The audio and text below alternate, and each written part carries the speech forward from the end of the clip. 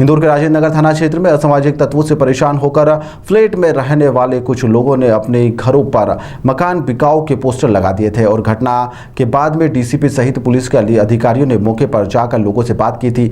Building में दो पक्षों के बीच में विवाद का बात भी सामने आई है। फिलहाल इस पूरे घटनाक्रम को लेकर डीसीपी ने एसआईटी टीम का गठन कर दिया है और इस पूरे मामले में उच्च स्तरीय जांच की जा रही है। इंदौर के राजेंद्र नगर थाना क्षेत्र स्थित ट्रेजर टाउन कॉलोनी में एक मामला सामने आया था, जहां पर एबीसीडी बिल्डिंग मौजूद है, जिसमें तकरीबन 250 से अधिक लोग निवास करते हैं, जिसमें अधिकतर किराएदार हैं। पिछले दिनों रहवासी संघ के जो बिल्डिंग के चुनाव हुए थे, जिसमें दो पक्षों के बीच में विवाद और अभद्रता की बात सामने आई थी। उसके बाद एक पक्ष ने दूसरे पक्ष को बदनाम करने के लिए अपने फ्लैट के बाहर मकान बिकाऊ के पोस्टर लगा दिए थे।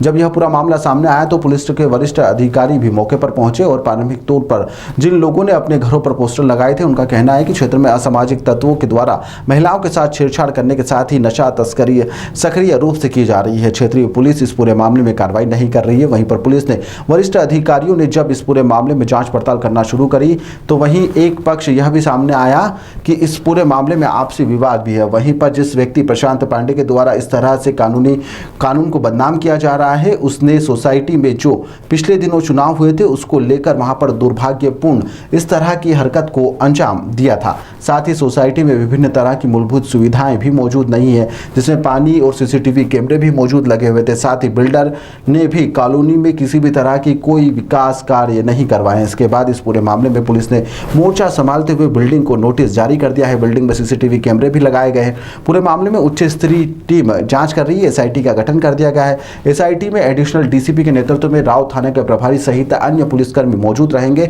जो पूरे मामले की उच्च स्तरीय जांच करेंगे। और थाना क्षेत्र में यह बिल्डिंग मौजूद है और थाने में किसी भी पुलिसकर्मी को इस टीम में शामिल नहीं किया गया है।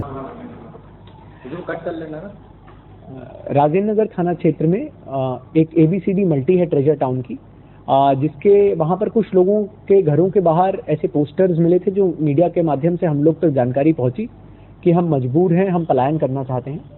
इस संबंध में मैं स्वयं वहां पर मौके पर उपस्थित हुआ था कि ऐसा क्या घटनाक्रम हुआ है कि लोगों को विवश होकर इस तरह के पोस्टर लगाने पड़े हैं।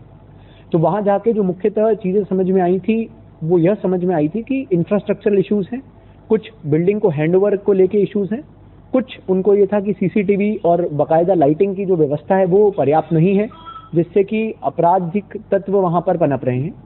इसी के चलते वहां पर जो पूरा बीट सिस्टम था उसको रीऑर्गेनाइज किया गया है। सभी लोगों का, एक एक आदमी का, चाहे वहां छोटा बच्चा हो, बच्चे से लेकर ऊपर तक का कोई बड़ा बुजुर्ग हो, सभी का चरित्र सत्यापन कराया जा रहा है। जिसके ऊपर आपराधिक कृत्य के आपराधिक रिकॉर्ड मिल रहा है उन सभी का बॉन्ड ओवर होगा। इस पर उसमें कल कुछ वीडियो सोशल मीडिया और न्यूज के माध्यम से पुनः सामने आए हैं कि कुछ दूसरे पक्ष जो मल्टी के ही दूसरे रहवासी हैं, उनके द्वारा बताया गया है कि ऐसी कोई घटना नहीं है। और क्योंकि रहवासी संघ का चुनाव हुआ है कुछ महीने पहले, तो उसमें जो दोनों पक्षों का विवाद था और जो पक्ष शायद उस चुनाव में उतना बेहतर नहीं कर पाया, उनको बदनाम करने के हिसाब से ये पोस्टर्स और वो लगाए गए हैं।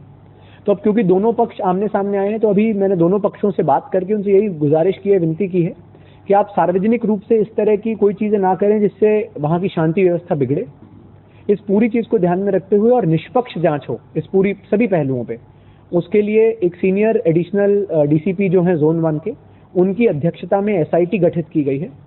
जो एसआईटी है उसमें निष्पक्ष जांच हो सके, इसीलिए थाना प्रभारी राव, एसीपी मल्हारगंज और जो कुछ और अधिकारी हैं उनको शामिल किया गया है। और इसमें जानबूझकर हमने थाना राजेंद्र नगर के स्टाफ को नहीं इंक्लूड किया है, जिससे कि पूरे मामले की निष्पक्ष जांच हो सके। यहाँ तक कि एसआईटी को दिशा निर्देश में जो सबसे महत्वपूर्ण बिंदु दिया गया है वो ये दिया गया है कि आप ऐसे सुझाव भी दें कि भविष्य में इस प्रकार की कोई घटना पुनरावृत्ति ना हो उस चीजों के लिए। तो क्या सभी, क्योंकि हर थाना क्षेत्र में कोई ना कोई ऐसी मल्टी वाला क्षेत्र है जहां पर ऐसी समस्याएं होने की संभावना है। सर, बदमाशों को लेके जो